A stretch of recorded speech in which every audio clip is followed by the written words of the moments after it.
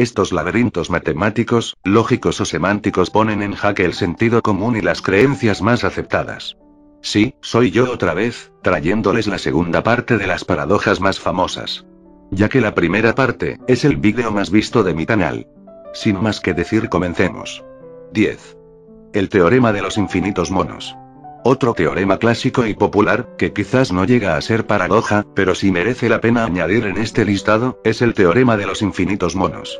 Es tan conocido que ha sido referenciado en multitud de obras, desde el libro La guía del autoestopista galáctico, de Douglas Adams, hasta en varios capítulos de Los Simpsons, entre muchos otros.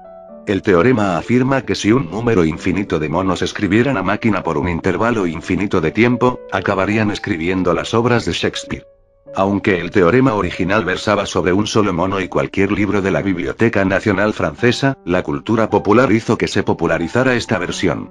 Hace varios años, también se llevó a cabo un experimento Vivaría, donde tomaron fotos y realizaron pruebas a varios monos, para ver qué eran capaces de escribir y durante cuánto tiempo. 9. La paradoja del Hotel Infinito. El Hotel Infinito de Hilbert es una metáfora paradójica relacionada con el mundo de las matemáticas. Dos grandes empresarios con un hotel gigante, tienen el problema de que quieren garantizar a los clientes que siempre tendrán una habitación disponible para un nuevo cliente. Como el hotel actual, con 1 millón de habitaciones no era suficiente, tomaron cartas en el asunto. Los dos empresarios decidieron construir el primer hotel con habitaciones infinitas. Un número infinito de habitaciones garantizaba dar alojamiento a un número infinito de clientes. Pero al llegar un nuevo cliente, se vieron de nuevo con el mismo problema. Para ello idearon una solución. Dar alojamiento a los clientes con la única condición de que si llega un nuevo cliente, tienen que abandonar su habitación e irse a la habitación siguiente. Una más. Así, el nuevo cliente se hospedaría en la habitación 1, y el resto se iría rodando a la habitación directamente siguiente. Como el hotel tiene un número infinito de habitaciones, no habría última habitación. 8. Paradoja Sorites o del montón. Pone en juego todo lo que normalmente decimos basándonos en el sentido común, prejuicio cognitivo, y en la presunción egocéntrica de la universalidad de un conocimiento determinado. El autor es Eubulides de Mileto, un filósofo griego también conocido por sus paradojas. Una de las más interesantes es la que formula lo siguiente: ¿en qué momento un montón de arena deja de serlo? Esta pregunta nos lleva siempre a realizar deducciones sobre qué constituye un montón de arena. Es así que se dice que 2 o 3 granos de arena no forman un montón, que 1 millón sí lo constituyen. Que si un número de granos de arenas no forman un montón, si les agregamos un grano de arena más tampoco lo formarán. Que si un número de granos de arena son un montón, quitándole un grano seguirá siéndolo. ¿Cuál es la medida adecuada? ¿Cuál es el número interesante que va a inaugurar la existencia o no de un montón de arena? Las respuestas más acertadas podrían ser las siguientes. O bien no hay tal cosa como montones, o bien 1 grano de arena es un montón. Por cierto, Sorites significa montón, pila, conjunto en griego. De ahí su nombre, no vayan a pensar que se refiere a otras sustancias igual de amontonables. 7. Paradoja del ahorcamiento sorpresa. Medioevo, una prisión en la fosa de un castillo, un condenado a muerte espera a que le digan en qué día de la agenda del verdugo dejará este mundo. Quien lo condena le indica que el ahorcamiento será una madrugada de la próxima semana, pero que no le dirá cuándo, buscando que sea sorpresa hasta que el verdugo le toque la puerta de su encierro. Escuchada esta frase, el prisionero se siente aliviado, pues sabe que se escapará de la muerte. ¿Qué? Además de condenado, ¿estaba loco? No, al contrario. El prisionero razona que si lo que se le ha dicho es cierto y será colgado por sorpresa, el día elegido no será el viernes. Ya que si para el momento en que sea jueves no fue colgado, el ahorcamiento del viernes no sería una sorpresa. Lo mismo sucede con el jueves, pues si el viernes ya se eliminó y el miércoles de noche no es colgado, el jueves ya sería una obviedad. Lo mismo utiliza para eliminar el miércoles, el martes y el lunes, yéndose a dormir tranquilo con la idea fija de que no será ahorcado. La semana siguiente, el miércoles a la mañana, el prisionero fue ahorcado sorpresivamente. ¿Hace falta que te explique por qué lo que dijo el rey se cumplió? Si te pareció conocida es porque seguramente ya la viviste muchas veces, pues por algo también es conocida esta paradoja como la del examen sorpresa, donde además de las premisas, el final termina casi siempre siendo el mismo. Mueres ahorcado valorativamente por el profesor Verdugo. 6. La paradoja de la fuerza irresistible o imparable. ¿Qué pasa cuando una fuerza irresistible se encuentra con un objeto inamovible? Esto es lo que cuestiona la paradoja, que tiene una fuerte intrusión en el ámbito de la lógica. Como en todas las paradojas que venimos presentando, la idea no es pensarla como una realidad posible, sino como un ejercicio. Conocida como la paradoja de una fuerza irresistible o imparable, esta postulación viene a enfrentarse con la idea actual de la ciencia, que indica que no existe ningún tipo de fuerza que sea completamente irresistible, además de aseverar teóricamente que no existen objetos inamovibles. Esto se produce porque un objeto inamovible igualmente tendría que tener una inercia con valor igual a infinito, por lo tanto debería estar constituido por una masa infinita. Si tenemos en cuenta un universo finito, tal energía para la fuerza imparable no puede existir. 5. Paradoja de la flecha. Esta otra paradoja implica el lanzamiento de una flecha. Zenón afirmaba que, en cada instante, la flecha está en una posición del espacio determinada. Si el período de tiempo considerado es lo suficientemente pequeño, la flecha no alcanzará a moverse, por lo que está en el reposo durante ese instante. Ahora bien, el mismo razonamiento puede aplicarse a los restantes infinitos de períodos de tiempo, en los que la flecha también estará en reposo por el mismo motivo.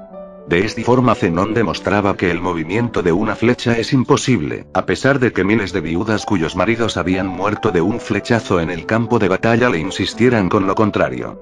La paradoja puede evitarse de varias maneras.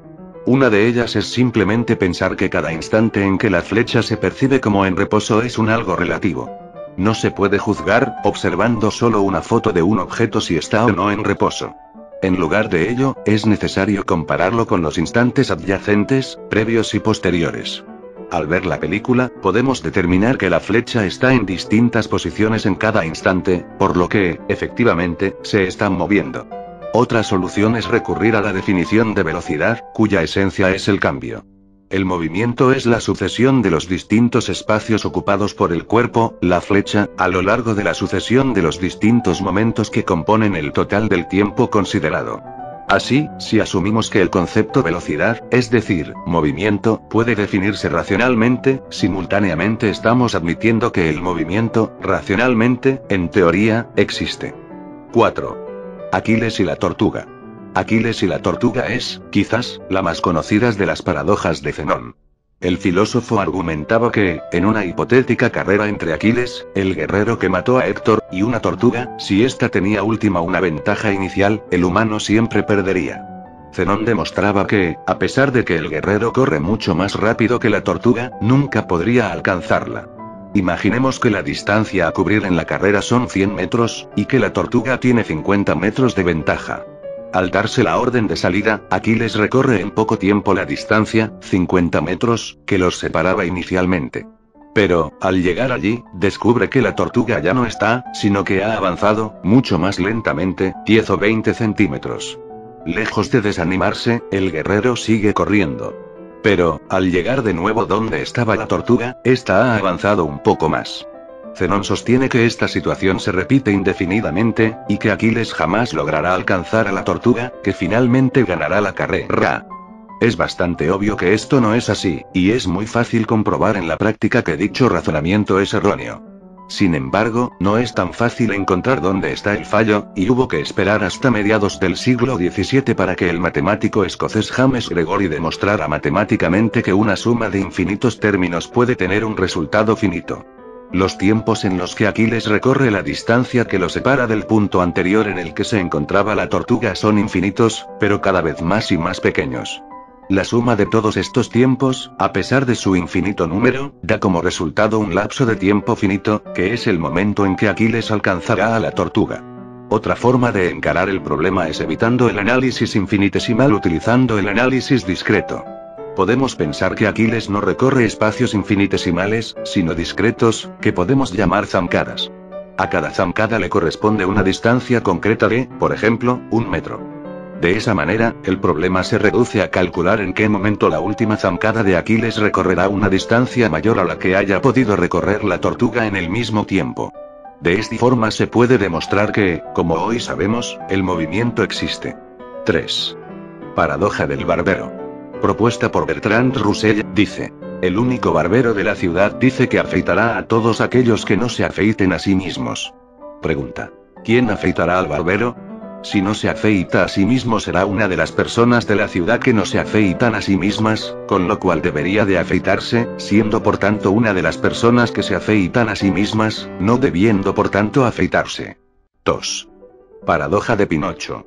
Esta paradoja es muy sencilla, a Pinocho le crece la nariz cuando miente, entonces si este dice mi nariz va a crecer ahora esa afirmación sería mentira si no le crece la nariz, y como es mentira debería crecerle la nariz, y al crecerle la nariz se volvería verdad y no debería crecerle, creando una paradoja épica. 1.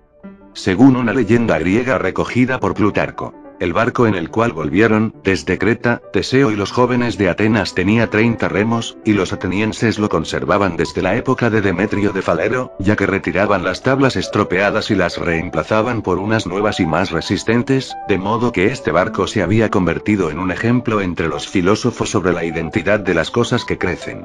Un grupo defendía que el barco continuaba siendo el mismo, mientras el otro aseguraba que no lo era.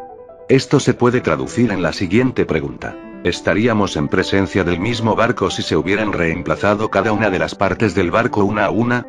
Existe además una pregunta adicional. Si las partes reemplazadas se almacenasen, y luego se usasen para reconstruir el barco, ¿cuál de ellos, si lo es alguno, sería el barco original de Teseo? El filósofo griego Heráclito tomó una visión opuesta de la identidad metafísica afirmando que ningún hombre puede cruzar el mismo río dos veces, porque ni el hombre ni el agua serán los mismos. Plutarco también nos informa de la declaración de Heráclito de pararse dos veces en el mismo río, citando que eso no se puede hacer porque se dispersa y se junta de nuevo, y se acerca y retrocede. Muchos objetos pueden caer en la paradoja de Teseo. Edificios y automóviles, por ejemplo, pueden sufrir un reemplazo completo y aún mantener algún aspecto de su identidad. Negocios, colegios y universidades cambian frecuentemente de direcciones y residencias, reemplazando así completamente su antigua estructura material por una nueva, y siguen manteniendo el mismo propósito y frecuentemente la misma gente que mantenía a la organización funcionando como lo hacía. Si dos negocios se juntan, sus identidades se juntan, o uno es consumido por el otro. De manera similar, el cuerpo humano constantemente crea, a partir de los materiales construidos, nuevas partes componentes, células, mientras las células viejas mueren. El promedio de edad de las células en un cuerpo adulto puede ser de menos de 10 años. Si relacionamos la identidad a las acciones o fenómenos, la identidad se vuelve incluso más difícil de comprender. Dependiendo de la perspectiva escogida por uno de qué es lo que identifica o continúa un huracán, si un huracán Evan se desata en un lugar concreto y entonces otro huracán se forma en el mismo lugar o cerca de él, una persona puede ser totalmente coherente en escoger llamar al huracán final igual que al primero, o escoger llamar a ese último con un nuevo nombre. Frank, Georgia o Basi.